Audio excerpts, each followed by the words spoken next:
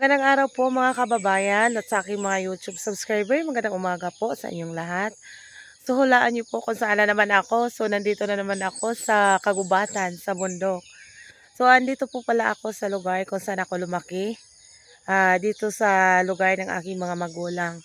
So kahapon nandun ako sa aking biyanan. Ngayon kagabi po pumunta kami dito sa aming bahay. Andito kasi yung mga kapatid ko. So wala naman kaming mga magulang. So yung kuya ko na lang po yung nakatira sa bahay namin. So yung bahay kasi namin is sira na pero inayos niya para naman meron kaming memory sa aking mga magulang. So samahan niyo po akong i-tour yung kung saan ako lumaki at paano yung buhay namin dati. So ito po talaga yung lugar kung saan kami lumaki. Ito po yung bahay namin. Ito. Hindi po talaga to ganito dati pero nasira ng bagyong Odette. So ganito yung hitsura kasi inayos ng kuya ko. So ito. Ganito lang kaliit yung bahay namin. Yan po. So ito po. Sa labas muna tayo. Mamaya na po tayo sa loob. Ayan po. Ito po. Tapos doon. So mamaya papasok tayo. So dito muna tayo sa labas. Ganito lang laki. So kami. Siyam. 11 kaming magkakapatid. So marami di ba? Wala kasi di kasi uso sa bukid ng dati contraceptive. So dumami ka namin ng dumami. So ito po yung kuya ko. Yung panganay namin na lalaki. Hello guys! Yan po yun, kuya namin. Yung panganay, parang tatay na namin. Kasi pag dati iniwan niya to, so nasira. Magkasama kasi kami doon sa Tacloban. So nasira. So naisipan ng kuya ko na bumalik ulit kasi kawawa naman yung bahay. So binalikan niya kasi yung pati lupa namin grabe na masukal ng hindi mo na makikita yung mga puno ng lubi o niyog. Ayan po dito. Yung bahay talaga namin wala kaming kapitbahay dito. Wala ka talagang makikitang kapitbahay kasi kami na lang tong meron doon yung namin pinsan. Pero mas maganda kasing tumira ka sa sarili mong lupa. So ito yung area. Papakita ko po sa inyo lang po. So ito po, bahay namin. Yan, masukal po yan. Walang bahay. Sa baba yung bahay, merong kalsada doon. Kaso nga, yung may-ari, hindi naman sa amin to dito banda. So hindi naman, nilinisan kasi namatay na yung lalaki na may-ari ng lupa. So mga anak na lang din po yung so parang hindi na naalagaan. So, tingnan nyo, hindi mo na makikita yung mga tao sa baba kapag may dumadaan. Merong kalsada dyan sa baba. So, doon, meron mga bahay. So, doon, isang sityo meron doon sa unahan. Ayan yung may puti. Sityo yan. So, ganito ganito yung buhay namin dito. Wala kaming tubig dito kasi andito kasi may sa mataas. Bababa kami doon. Doon kami mag-iigib. So, ito po. Ito yung mga alaga ng kuya ko. Tatawagin natin. Krrrk! Noy, sige na, napanaan na, Noy. Tawag na, Noy. Krrrk! Ito yung mga alaga niya dito.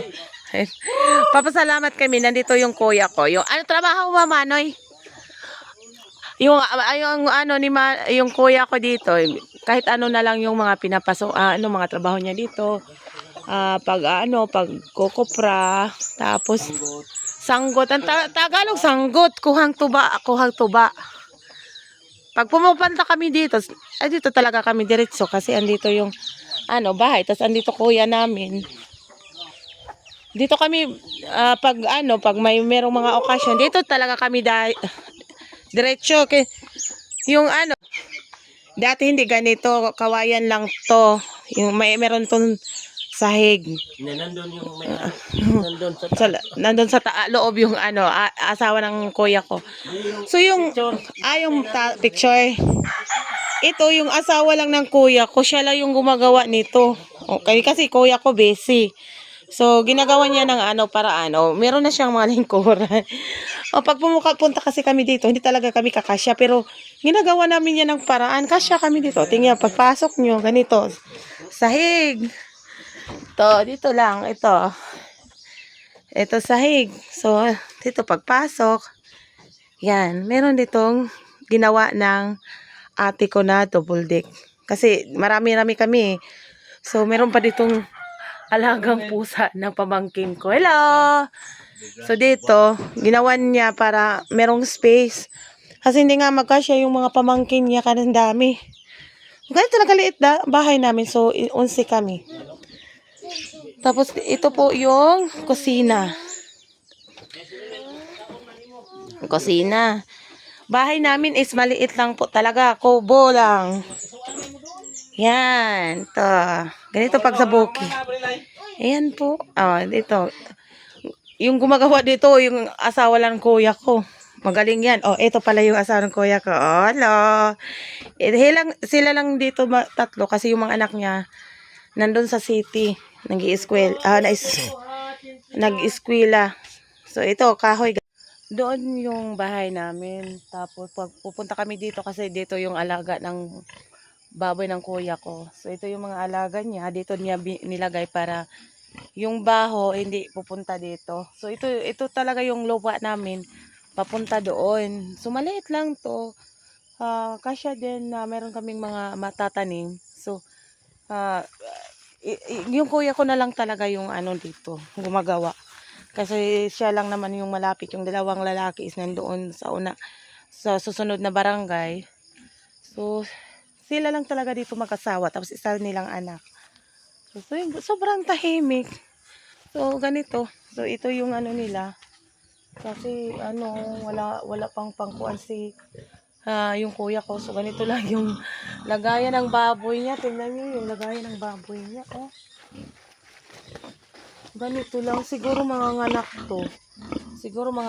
Kasi binukod na siya. Tapos, meron dito isa. Malaki to, Malaki yung isa. Malaki. Yung kuya ko, kahit ganun lang yung trabaho niya, meron siyang mapapatapos ngayon na criminology. Magtatapos na yung panganay niya. Yung hanap buhay niya is pangunguha ng tuba, tapos pag-akyat ng mga niyog. Yun lang po yung trabaho niya, pero napagtapos niya yung anak niya ng criminology. So, kanya yung mga tanim dito kasi dati mga puno lang talaga to ng niyog. So, ngayon po, ito yung mga tanim na niya, saging. Pag pumupunta kami dito, dami na naming pwedeng makain kasi nung nawala sila mama. So, nagkawatak-watak kami. Pumunta ng ibang lugar para maghanap buhay. So, napabayaan talaga yung lupa namin. So, pag uwi niya dito, nilinisan niya, tinamnan niya ng maraming saging. So, nung bagyo, na ubos lahat. Pero ito yung mga tira-tira niyan saging. Ito. Marami pa to doon papunta sa baba. Yan po. Sabi niya, naglinis daw siya kahapon. So, malinis nga po talaga. Yung, ganito. To. No, dito kami. So, pag papasok kami sa school, kay doon man banda yung school. So, maglalakad kami ng 30 minutes. Maaga kaming gigising kasi maliligo pa kami doon banda yung eskwela namin. So, gigising kami ng maaga para kasi malayo talaga yung bahay namin. So, yung may mga kaya, nagmumotor sila. Pero kami, nilalakad lang po talaga ng mga 30 minutes. So, ito po. Tapos dito hindi pa tapos. Papunta pa po yan doon sa baba. So, ito lang po talaga yung mga hanap buhay dito sa Buti na lang kung andito yung kuya namin kasi para ba makikita namin yung memories nila mama tapos ni tatay. Tapos itong mangga na to is ilang taon na to. Maliit pa kami, nandito na tong mangga na to. Yung malaking puno na yan. Karabaw yan mangga. So ito sabi niya, sige vlog ka kuno. Kasi yung kuya ko, kasi yung galing pa yun naglitsyon. Kahit puyat na puyat yan, pag pumupunta kami dito, alagang-alaga kami. Ang dami kasi niyang tanim. So, ito po, mga saging. Sabi niya, punta kami doon sa sanggutan daw mamaya. Malinis talaga yung puno ng mga niyog pag nandito to kay. Hindi naman to masipag yung kuya namin. Masipag talaga to, hindi to na pirmi sa bahay. Yan. Dito. Oh, may mga puno ng bayabas. Ewan ko kung meron doong bunga. So ito, puno ng bayabas. Yan po yung bahay namin. Ito. Tapos, meron kami ditong balingbing. Sino dyan ang mga balingbing? Ayan, matamis to na matamis itong balingbing. Tikman natin kung masarap. Masarap kasi ito. Masarap talaga siya.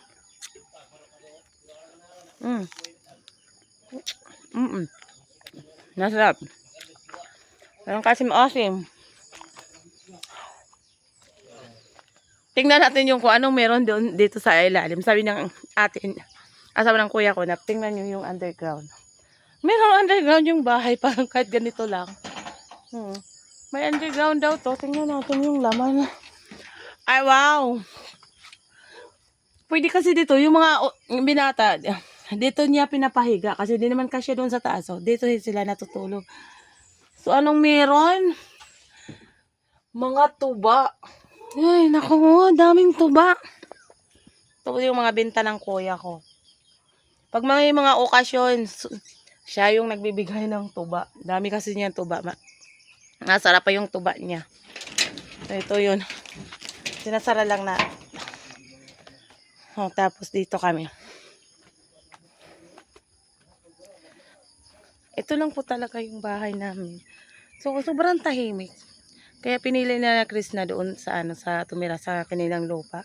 Kahit walang masyadong bahay kasi mas gugustuhin natin tumira ng ating lupa kaysa hindi. Kasi hindi natin alam kasi kung kailan tayo papaalisin. So, pinili na talaga ng tatay ko na dito kami tumira. Kahit parang nasa na kami wala kami nakikitang tao. Parang pag may nakikita, takot kami pag meron kaming makikita mga tao. Tumatago kami, hindi kami kasanay ng maraming tao dati. Pag meron ng mga tao, kasi nanggagamot yung tatay ko, pag meron pumupunta dito, tumatago kami kasi takot kami ng mga tao. Kasi tingnan nyo naman po yung paligid namin. Sobra pong kakahuyan lang po talaga. Oh. Wala ka makikita. Pag bababa kami kasi mag-iigib, doon na kami makikita ng tao. Tapos alam niyo po, nung nawala, meron na po akong ikikwento. Nung mawala yung tatay namin, itong punong to. Hindi namin to malilimutan tong punong to. Itong punong tong niyog, yan. Nung niyog na to, yung katabi ito. Yan. Katabi yan ng bahay namin. So yung namatay yung tatay namin doon doon namin yung hindi pa nilibing ba. So diyan. So nung nalibing na siya pagka kinabukasan yung pangalawa naming bunso nagwawalis dito nagwawalis. Hinulugan ba naman ng buko. Yung bukong galing doon hinagis papunta dito. So walang tao. So, malayo. Yung buko na yan, yung puno ng niyog, hinagis yung buko papunta doon. So, hindi naman kasi pag sira yung buko, dapat malalaglag lang siya dito. Malalaglag lang talaga po. Yan, malalaglag po lang po talaga siya dito, banda. Dito. So, ang layo ng hinagisan papunta doon. So, hindi pa talaga natamaan yung kapatid ko kasi pagbagsak niya, hindi naman gumalaw yung ano, yung bukod. Kung saan nakatayo yung kapatid ko, doon lang talaga siya sa tabi. So galing doon, tapos papunta dito, distansya. Ilang distansya, papunta doon. So yan yung puno, tas dito yun hinagis. So daming kababalaghan nung namatay yung tatay namin kasi manggagamot yun. So yun po. Tapos, alam niyo kung anong ginagawa ng kapatid namin? Para saan to? Sa kanilang baboy. Ang galing, kutsilyo lang yung ginamit. Dati yung gamit namin, sanggot. Ngayon, kutsilyo na lang, busy. Para makakatipid, yung bani ng saging, hinahaluan niya ng anong tawag doon, hinahaluan nila ng feeds. Kasi mahal man yung yan, feeds. So, yan na lang po yung ginagawa para makakatipid. So, ayan po yung dalawa niya, malalakas na yun kumain. So, meron pa dito nakaabang na mga itik. May mga pato pato. Ayan na po, aakyat na yung kuya ko. Papunta na yan sa sanggutan niya. Papasok na.